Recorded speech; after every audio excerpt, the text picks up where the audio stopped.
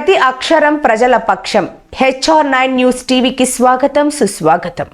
అన్ని అర్హతలు ఉన్న పెన్షన్ మంజూరు కావడం లేదని సత్యసాయి జిల్లా పుట్టపర్తి మున్సిపల్ పరిధిలోని బ్రాహ్మణపల్లిలో నివాసం ఉంటున్న లక్ష్మీనారాయణమ్మ ఆవేదన చెందారు. ఆమె భర్త కూతురుతో కలిసి బ్రాహ్మణపల్లిలో జగనన్న కాలనీలో ఉంటున్నారు.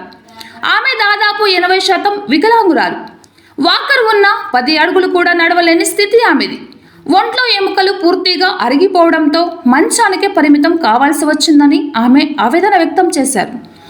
ఎండాకాలం ఎండ తీవ్రతగా ఉండడంతో కూలి పనులు సైతం తన భర్తకు లభించడం లేదని, ఇంట్లో పూట గడవడం కష్టమైందని లక్ష్మీనారాయణమ్మ కన్నీటి పరవంతమయ్యారు.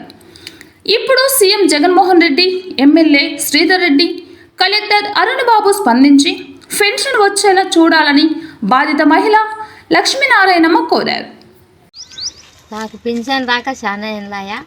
నేను తిరిగి డబ్బులు ఉన్నవన్నీ కూడా ఖర్చు పెట్టుకొని ఇండియన్లు అయిపోయింది.